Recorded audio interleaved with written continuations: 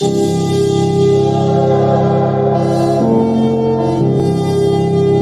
हिंद साथियों, मैं विपुल राम शर्मा एक बार फिर से आप लोगों का स्वागत करता हूं आपके प्यारे से परिवार दैनिक भाई में। उम्मीद है बहुत बेहतर तरीके से आप अपनी पढ़ाई कर रहे होंगे और मजे का जीवन जी रहे होंगे।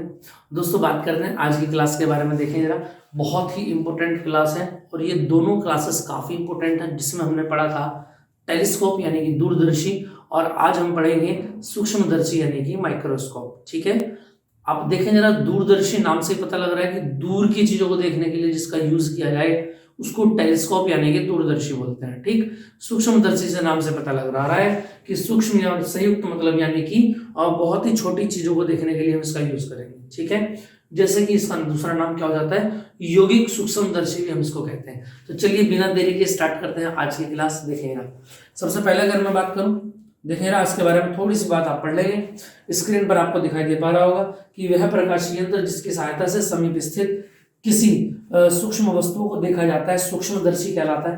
ठीक है, और रचना के बारे में अगर हम बात करें तो इसमें बड़े द्वारक की धातु की एक बेलनाकार नली होती है। क्लियर है? तो देखेगा जिसमें एक सिरे पर छोटे द्वारक तथा कम फोकस दूरी का एक उत्तल लेंस लगा होता है, जिसे अभिदर्शक लेंस ओ कहते हैं। यानी इस बार अभिदर्शक लेंस ओ कैसा होता है, छोटा होता है। देखिए जरा स्क्रीन पर मैं इसका डायग्राम बना देता हूं।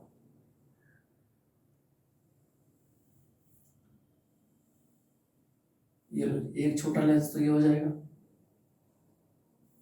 ठीक है भैया, और कहीं यहां जाकर के एक बड़ा लेंस जो है हम यहां पर यूज करेंगे।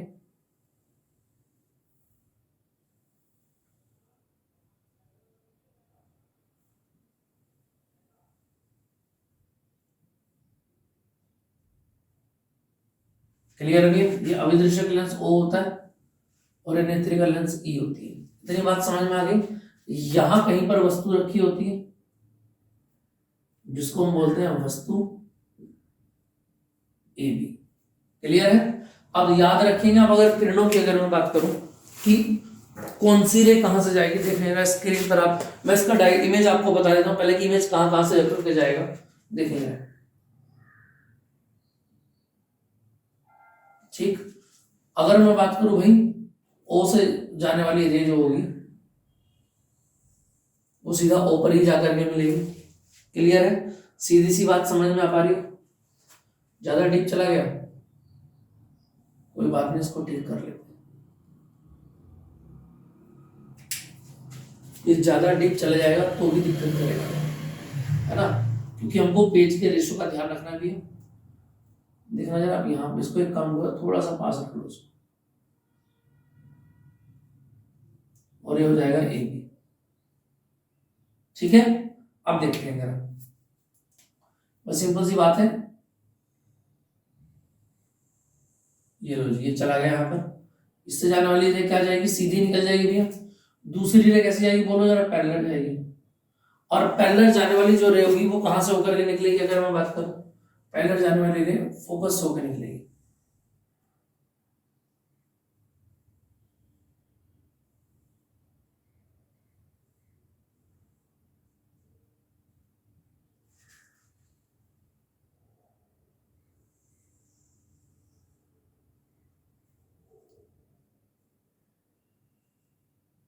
क्लियर है इतनी बात भैया? यहां तक बात समझ में आ गई? यानी कि अगर मैं बात बोलूं तो देखना जरा, यहां से यहां तक की और जो दूरी है वो कितनी बनेगी, यू नोट, और यहां से लेके जो इमेज बना आपका, इमेज कहां पे बना, अगर मैं बात करूं, ये देखो यहां बना, इसको ऊपर मिला दो,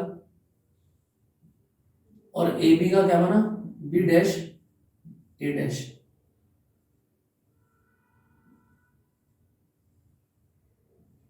यहां तक जो इमेज बना, यहां से लेके जो प्रतिबिंब बना उसको वी नोट बोल देंगे। ठीक, अब देखें ना, आगे की बात को करते हैं स्टार्ट। देखते हैं जरा, अब पहले लेंस ने, पहले की तरह अभिदर्शक लेंस ने जो प्रतिबिंब बनाया ए डैश बी डैश, वो ही अभिनेत्रिका लेंस के लिए किसका काम करेगा, वस्तु का काम करेगा दोस्तों। अब देखो जरा, यहां से अगर मैं बात करूं भाई, पहली रे कैसी जाएगी बोलो,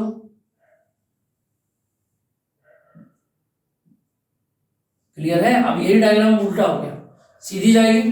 ठीक है, ये तो सीधी निकलेगी, और दूसरी रे की अगर मैं बात करूं तो दूसरी रे कैसी जाएगी भाई, पहले तो उससे सीधी निकलेगी और दूसरी रे जो जाएगी वो कैसी जाएगी, देखना जरा। लो जी, दूसरी भी फोकस से होकर निकलेगी, क्लियर है, और समांतर जाने वाली फोकस से होकर जाएगी, प्रकाशित केंद्र से जाने वाली सीधे निकल जाएगी। इतनी बात क्लियर है। अब देखें जरा, इस बात को हम ठीक कर देते हैं। कैसे? देखो, इमेज कहां पर बनेगी, जहां पर दोनों किरणें आपस में टकराएंगी। तो एक काम कर लो भैया, इनको जो है पीछे बढ़ा लो।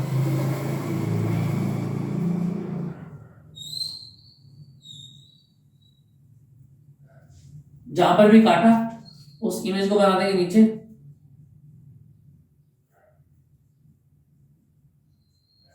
ये बनेगा A डबल डैश और B डबल डैश। ये बनेगा आपका अंतिम प्रतिबिंब, फाइनल इमेज। क्लियर है? यहां तक की बात समझ में आ गई? ठीक है भैया, ये O हो जाएगा हमारा बिंदु और ये हमारा बिंदु E हो जाएगा। क्लियर? इतनी बात समझ में आ पा रही है? यहां तक कोई दिक्कत हो स्क्रीन में देखने में? चलो, एकदम बेहतर तरीके से डायग्राम आपको समझ में आ पा रहा है दोस्तों? क्लियर है? चलिए अब आगे की बात को स्टार्ट करते हैं। देखें जरा, तो अब डायग्राम की अगर मैं यहाँ पर आपको फिगर आउट करता हूँ उसका, देखिए जरा रचना के बारे में। इसमें बड़े द्वारक की धातु की एक बेलनाकार नली होती है जिसके एक सिरे पर छोटे द्वारक तथा कम फोकस दूरी का उत्तल लेंस लगा होता है, ये वाला, जिसको हम अभिदर्शक बोल रहे हैं। क्या बोल रहे हैं इसको? ये हमेशा वस्तु की ओर रहेगा और ये नेत्रिका या अभिनेत्री भी बोलते थे इसको। अभिनेत्री वो वाली नहीं, हीरोइन वाली नहीं, अभिनेत्रिका, नेत्र, जहां से हम देखेंगे। ठीक है, यहां हमारी आंख रहेगी जिससे कि हम चीजों को देख सकते हैं। क्लियर है? चलिए जी, अब देखिए जरा आगे अगर मैं बात करूं, बड़े द्वारक की नली के दूसरे सिरे पर छोटे द्वारक का एक दूसरी बेलनाकार नली लगी होती है जिसमें बड़े द्वारक की नली के आगे व पीछे चलाए जा सके। छोटे द्वारक की नली के दूसरे सिरे पर बड़े द्वारक तथा अधिक फोकस दूरी का एक उत्तल लेंस लगा होता है। ये वाला, ये बड़ा उत्तल लेंस लगा होता है। ठीक है, जिसे हम क्या बोलते हैं, इसी को हम नेत्रिका लेंस बोलते हैं। ठीक, समायोजन में कार्यविधि, सूक्ष्मदर्शी को इस प्रकार समायोजित करते हैं कि अभिदर्शक लेंस द्वारा वस्तु की ओर रहे। अभिदर्शक लेंस द्वारा वस्तु AB का उल्टा व वास्तविक प्रतिबिंब A', B' बन जाए और अभिदर्शक लेंस द्वारा बनाए गए प्रतिबिंब नेत्रिका के लिए ये प्रतिबिंब इसके लिए वस्तु का काम करे और इसका सीधा बड़ा हुआ काल्पनिक प्रतिबिंब A', B' का निर्माण करे। क्लियर? इतनी बात समझ में आ जाती है? क्लियर? इतनी? अब देखिए ना, आगे की बात को स्टार्ट करते हैं। अब हमको क्या निकालना है?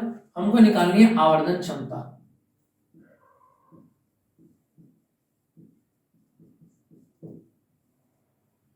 ये कोण और ये कोण, ये दोनों अल्फा कोण बनेंगे। क्लियर? बात समझ में आ रही है? और ये कोण बनेगा यहाँ पर बीटा। ठीक, तो आवर्धन क्षमता की अगर मैं बात करूं तो m बराबर क्या होता है, बीटा अपॉन अल्फा हो जाता है। यही क्वेश्चन नंबर 1 होती है हमारी हर बार की तरह। ठीक है, तो दोनों ही एंगल मुझको निकालने होंगे। तो अगर मैं यहां से बात करूं तो इसको मैं ऐसे भी कह सकता हूं भाई, tan बीटा और upon tan alpha, equation number 1। अगर मैं बात करूं, सबसे पहले ट्रायंगल देखो जरा भैया, ट्रायंगल कौन सा दिख रहा है आपको? A', B', E। ये ट्रायंगल दिखाई दे पा रहा है, A', B', E वाला। इसके अंदर अगर मैं लगाता हूं tan बीटा, तो tan बराबर क्या होता है बोलो भाई? लंब बटे आधार होता है। लंब कितना है बोलो? A', B', और आधार कितना है इसका? केंद्र से मैंने बताया था पोल से लेंगे सारी दूरियां, E, B' लेंगे क्या नहीं लेंगे? क्लियर है? इतनी बात समझ में आ पा रही है? इसको बंद कर देता हूं मैं, वरना ये वायर गड़बड़ करता है बहुत ज्यादा। ठीक है भैया, तो अच्छा, यहां से यहां तक की दूरी को हम बोलेंगे UE। ठीक है, तो इसकी जगह मैं क्या लिख सकता हूं बोलो जरा? tan बीटा बराबर A', B' अपॉन UE। क्योंकि विपरीत दिशा में आ पा रही है तो माइनस का UE हो जाएगा। समझ में आई बात या नहीं? इसको इक्वेशन नंबर 1 कह दो। ठीक है भैया, ऐसे अगर मैं बात करता हूं यहाँ पर इन ट्रायंगल, एक तो tan बीटा तो आपने निकाल लिया, अब दूसरे पॉइंट को क्या निकालेंगे? tan अल्फा को निकालेंगे। कौन से ट्रायंगल से? OAB में, इन ट्रायंगल OAB। इस OAB ट्रायंगल में अगर आप आएंगे तो यहां पर भी आप लगाएंगे tan अल्फा बराबर, और यहां पर भी क्या बनेगा? लंब बटे आधार। लंब कितना हो गया? AB, और आधार क्या बनेगा? OB। तो अगर मैं यहां से बोलूं तो वैल्यू कितनी बनेगी, टेन अल्फा बराबर ए बी अपॉन, ये जो ओ बी होगा ये कैसा होगा, ये भी विपरीत दिशा में चलेगा और ये भी माइनस का डी होगा। और दोनों बातों को इक्वेशन फर्स्ट में अगर आप रखेंगे तो एम बराबर कितना बनेगा, देखो जरा ऊपर से कितनी वैल्यू बन करके आएगी, टेन बीटा, बीटा की वैल्यू बोलो कितना है, A dash B dash upon minus का यू ई। और जब आप टेन अल्फा की वैल्यू रखेंगे तो ए बी तो नीचे आ जाएगा और ऊपर क्या आएगा माइनस का डी, यानी एम बराबर जो वैल्यू बनेगी वो कितनी बनेगी, माइनस से माइनस कैंसिल हो जाएगा और ये बनेगा भैया डी अपॉन यू ई, और यहां से बनेगा A dash B dash upon A B. समझ में आई कि नहीं ये बात, इस बात को यही रोक देते हैं और इक्वेशन नंबर 2 हम इसको बना देते हैं। इतनी बात समझ में आ गई भैया। यहां पर हमने किसकी वैल्यू निकाली है, इस m की वैल्यू निकाली है। अब मुझे मेन जरूरत किस चीज की है देखना जरा, अगर मैं बोलूं यहां से मुझे मेन जरूरत है ए बी और ए डैश बी डैश की, इन दो की वैल्यू अगर मुझे मिल जाए तो यहां पर रख करके m फाइनल हो जाएगा। देखो जरा कैसे, अब मुझे ए बी के लिए कौन से ट्रायंगल में जाना पड़ेगा, अगर मैं बात करूं नाउ इन ट्रायंगल, कौन कौन सा ट्रायंगल है, ओ ए बी, एंड दूसरा ट्रायंगल कौन सा आप लोगों के सामने, ओ ए डैश बी डैश। ये दोनों ट्रायंगल आपको दिखाई दे रहे हैं, ये भी और ये भी। अगर इसमें तीन बातें मैं समरूप दिखा दूं दोनों के, तो क्या सर्वांग हो जाएंगे, और फिर यहां से ए बी और ए डैश बी डैश दोनों का अनुपात निकाल पाऊंगा भैया। सुन पा रहे हैं आप मेरी बात, क्लियर बात समझ में आ पा रही है। चलिए कमेंट जरूर कर दिया करें, वीडियो देखने के बाद आपसे विनती है भैया कमेंट जरूर कर दिया करें, ठीक है, उससे ही तो मुझे पता लगेगा आप कितना समझ पा रहे हैं चीजों को, ठीक है। अब आप अच्छे अच्छे वीडियो देख लेते हैं, कमेंट करते नहीं है, तो आप समझे मेरी बात को, मेरे दिल पर भी क्या गुजरती होगी, ठीक। चलिए तो कमेंट जरूर करें, वीडियो देखने का अच्छी लगे अच्छी, बुरी लगे बुरी, ठीक। चलिए स्टार्ट करते हैं। तो ये ट्रायंगल है और ये ट्रायंगल है, दोनों ट्रायंगल में सबसे पहले अगर मैं बात करूं क्या बराबर हो जाता है, एंगल ओ ए ओ बी बराबर हो जाता है angle A dash O B dash के, क्योंकि दोनों कैसा बनाते हैं, अल्फा कोण बनाते हैं। दूसरी बात अगर मैं बोलूं triangle A B O 90 degree है, और यहां पर भी ट्रायंगल कौन सा बनेगा, A dash B dash O, ये भी कितना बनेगा 90 डिग्री बनेगा। जब दो कोण आपस में बराबर हो तो तीसरा भी बराबर होता है, तो ओ ए बी बराबर किसके होगा, देखना जरा यहां से ओ ए डैश बी, ये त्रिभुज की प्रमेय है कि अगर दो कोण बराबर है किसी त्रिभुज में तो तीसरा कोण आपस में बराबर हो जाता है। तो ट्रायंगल ओ ए बी लगभग लगभग सर्वांग हो जाता है ओ ए डैश बी डैश के। नाउ अब जब दोनों त्रिभुज सर्वांग सम है तो मैं दोनों में भुजाओं के अनुपात रख सकता हूं, जैसे इसका बोलो ऊपर वाले का लंब ए बी, दूसरे वाले का लंब बोलो ए डैश बी डैश, पहले वाले का आधार बोलो ओ ओ बी, है ना, और दूसरे वाले का आधार बोलो ओ बी डैश। क्लियर है भाई, A B upon A dash B dash तो मुझे चाहिए, तो उसको उल्टा कर दो, A dash B dash upon A B, और ये उल्टा हो जाएगा O B dash upon O B, A dash B dash upon A B बराबर। अब देखो ओ बी डैश आपको दिखाई दे पा रहा है, ओ बी डैश कहां पर है देखना जरा भाई, ओ बी डैश कहां पर है, ओ बी डैश ये किसकी वैल्यू है बोलो जरा, ओ बी डैश, ये रहा O B dash V naught की वैल्यू है, ठीक है भैया, और ओ बी किसकी वैल्यू है, यू नोट की वैल्यू है माइनस का। वैल्यू समझ में आई, इसको उठा के कहां रख देंगे, इन सेकंड में रख देंगे। नाउ सेकंड इंप्लाइज दैट अगर मैं बात करूं m बराबर d अपॉन यू ई, और A dash B dash upon A B की वैल्यू क्या निकल कर आई अभी अभी आपके पास, माइनस का आगे चला गया V naught upon U naught, और यही आपकी क्या बन जाएगी, आवर्धन क्षमता m का फॉर्मूला बन जाता है दोस्तों। ये किसके लिए है, ये सरल सूक्ष्मदर्शी या फिर संयुक्त सूक्ष्मदर्शी या फिर यौगिक सूक्ष्मदर्शी, तीनों के लिए आप यही फॉर्मूला लगाएंगे, इसी फॉर्मूले को आप अप्लाई करेंगे तो आ जाता है m बराबर माइनस के D upon U E, minus के D upon U E into V naught upon U naught. ये बात याद रखेंगे आप, यहाँ पर आपको वही फॉर्मूला लगाना है, अल्फा अपॉन बीटा, टेन वहां पर ले लेंगे, वैल्यूज पुट करते हुए चले जाएंगे, ठीक है। इसके बाद अगर मैं बात करूं दोस्तों देखें जरा, अब पहले की तरह यहाँ पर ध्यान रखिएगा यदि अंतिम प्रतिबिंब कहां पर बनेगा, स्पष्ट दृष्टि की न्यूनतम दूरी पर बने।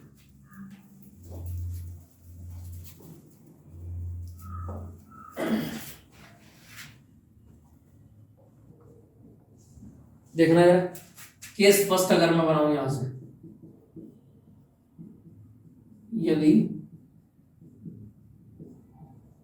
अंतिम प्रतिबिंब स्पष्ट दृष्टि की न्यूनतम दूरी डी पर बने। तो अगर डी पर बनेगा तो देखना जरा u बराबर कितना आ जाएगा, माइनस के ui, और v बराबर क्या बनेगा, डी पर बनेगा। ये तो मैंने बताया कि अंतिम प्रतिबिंब कहां पर बनेगा, डी पर बनेगा। फाइनल पे मैं मान लेता हूं कि यहां से यहां तक की दूरी कितनी बनी, डी बनी। इतनी बात समझ में आ पा रही है। अब मेरे पास फॉर्मूला है क्या, देखना जरा, m बराबर माइनस के v not upon u not into D upon F E. Clear है इतनी बात। अब यहां से अगर मैं बात करूंगा तो देखना जरा किसकी वैल्यू मैं यहां पर निकालूंगा, भाई u नॉट की वैल्यू है मेरे पास। हाँ देखो इस फॉर्मूले के अंदर क्या आ रहा है, ue आ रहा है, और ue की वैल्यू मैं यहां से निकाल सकता हूं, है ना भाई, यहां से तो निकाल सकता हूं। देखना जरा अगर मैं बोलूं 1 अपॉन f बराबर 1 अपॉन v माइनस के 1 अपॉन u से, एक काम करो आप 1 अपॉन u बराबर कितना बनेगा, 1 अपॉन v माइनस के 1 अपॉन f, यही तो बनेगा। u की जगह ue का मान रखो, ये काम करो उसको यहीं पर रख दो आप। f की जगह पर f की वैल्यू को कितनी बोली fe, और v की जगह पर माइनस का d, और u की जगह पर minus minus plus ue। 1 upon ue का मान जब आप निकालेंगे तो d को उधर निकालेंगे, तो 1 upon d plus 1 upon fe।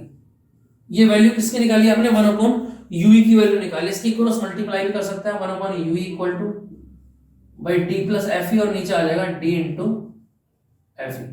Clear है। इस बात को उठा के कहां पर रख देंगे, इक्वेशन नंबर 3 आप इसको बना देंगे, और 3 में जब आप इस वैल्यू को रखेंगे तो कितनी वैल्यू बनेगी, हम बराबर बोलो जरा, माइनस के d अपॉन, ये इसका एक काम बोलो, v नॉट u नॉट आगे लिख लो, v not u not into d upon. अब देखो 1 अपॉन ue है, 1 अपॉन ue की वैल्यू कितनी आई आपके पास, बोलो जरा, d into fe upon d plus fe upon d into fe। यही तो आई वैल्यू। अगर मैं बात करूं यहां से, भाई यही वैल्यू तो निकल करके आएगी। तो देखना जरा d से d कैंसिल हो जाएगा, और यहां से क्या निकल कर आएगा, m बराबर माइनस के v not upon u not, और यहां से एग्जैक्ट वैल्यू कितनी निकल करके आएगी बताना जरा। fe जब आएगा तो इसके नीचे गया तो 1 आ गया, और जब इसके नीचे गया तो d अपॉन fe आ गया, और यहां से वैल्यू क्या निकल करके आती है, m बराबर माइनस के v not upon u not into 1 plus d upon fe। ये फॉर्मूला सेट करेंगे आपका जब आपको पता होगा कि अंतिम प्रतिबिंब स्पष्ट दृष्टि की न्यूनतम दूरी d पर बन रहा है। क्लियर है दोस्तों। तो यहां से आपको चीजें समझ में आएंगी। मेन फॉर्मूला क्या है, m इक्वल टू माइनस के d upon u v into v not upon u not. बाकी स्पष्ट दृष्टि की न्यूनतम दूरी की अगर बात होगी तो u पर वस्तु रखेंगे और d पर प्रतिबिंब बनेगा, जिससे फॉर्मूला आ जाता है माइनस के v not upon u not 1 plus d upon fe। Clear है इतनी बात, यहां तक की बात समझ में आ गई। अब मैं इससे आगे की बात अगर करूं दोस्तों तो देखना जरा, अगर यहीं पर स्पष्ट दृष्टि की न्यूनतम दूरी भी पूछ ले आपसे, सॉरी सूक्ष्म दर्शी की लंबाई पूछ ले, तो याद रखना सूक्ष्म दर्शी की लंबाई,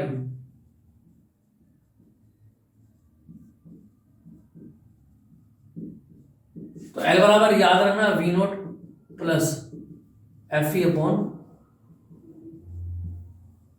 इस फॉर्मूले को भी आप याद रखेंगे, ठीक है, कि L equal to V naught plus सूक्ष्मदर्शी की लंबाई जब अंतिम प्रतिबिंब स्पष्टदर्शी की न्यूनतम दूरी पर बना हुआ हो तो L बराबर क्या बनेगा, V naught plus D into F E upon D plus F E. इस फॉर्मूले को याद रखेंगे। दूसरे पॉइंट की अगर मैं बात करूं दोस्तों तो याद रखना दूसरा पॉइंट क्या कहता है यहाँ पर।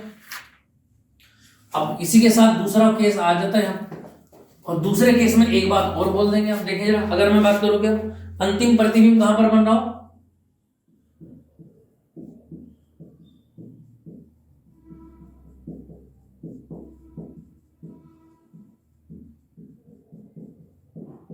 अनंत पर बन रहा हो, तो देखना जरा, अगर मैं बोलूं वस्तु कहां पर रखी जाएगी, वस्तु तो यू ही पर ही रहेगी, प्रतिबिंब कहां पर बनेगा, अनंत पर बनेगा। तो लगा दो फॉर्मूला 1 अपॉन एफ बराबर 1 अपॉन वी माइनस के 1 अपॉन यू से। देखें जरा, अगर मैं बात करूं यहां से 1 अपॉन एफ ई, वी की जगह पर अनंत आ जाएगा भैया, और यू की जगह पर जब आप माइनस रखेंगे तो यू ही हो जाएगा, तो एफ ई किसके बराबर आ जाएगा, यू ई के बराबर आ जाएगा। क्लियर बात समझ में। अब आप अगर अपनी वैल्यू बोलेंगे तो m बराबर कितना बनेगा, बोलो माइनस के v not upon u not into d upon u की जगह क्या आ जाएगा fe। ये आपका फाइनल फॉर्मूला बन जाएगा। समझ में आ गई बात या नहीं? क्लियर है इतनी बात? यहाँ तक कोई दिक्कत तो नहीं है? मैं वैल्यू एकदम समझ में आएगी। और सूक्ष्मदर्शी की लंबाई की अगर बात होगी तो v नॉट प्लस fe, ये आपका आंसर आ जाएगा। ये सूक्ष्मदर्शी की लंबाई के लिए फॉर्मूला होगा। ठीक है, तो उम्मीद है दोस्तों बेहतर तरीके से आप समझ पा रहे होंगे मेरी बात को, और आपने बहुत तरीके से ये समझा होगा, और ये एग्जाम में आएगा ही आएगा, अंगूठा लगवा लेना। मैं फिर आपको बता रहा हूँ, ये 100% बात मैं आपको बता रहा हूँ कि ये क्वेश्चन एग्जाम में आता ही आता है। समझ में आई बात या नहीं? क्लियर है? तो चलिए दोस्तों, फिर मिलते हैं नेक्स्ट क्लास में, और तब तक के लिए सभी को राम राम, और बस लगे रहिए तैयारी में। ठीक है, बहुत ही जल्दी समय आएगा जब आपको अपना कर्तव्य दिखाना होगा। जितना भी संघर्ष आपने इन 300 दिनों में किया है, उस सभी का 300 दिनों का फल आपको बहुत जल्दी मिलेगा। तैयारी में लगे रहिए, किसी भी तरीके की निराशा या नेगेटिविटी आपके माइंड में नहीं आनी चाहिए, सिर्फ प्लस पॉइंट ही ढूंढना है। ठीक है दोस्तों, बाकी कोई दिक्कत हो आपको तो आप मुझे डीएम कर सकते हैं या व्हाट्सएप मैसेज कर सकते हैं। डाउट ग्रुप हमने बना लिया है, उसमें आप ऐड हो सकते हैं, अपने डाउट सेंड कर सकते हैं, इसका सोल्यूशन मैं विद इन 5 या 10 मिनट्स में आपको दे दूंगा। और नंबर होगा 9634519461 पर डायरेक्ट मैसेज कर सकते हैं। ठीक है दोस्तों, मिलते हैं नेक्स्ट क्लास में, बने रहिए, मस्त रहिए, जय हिंद।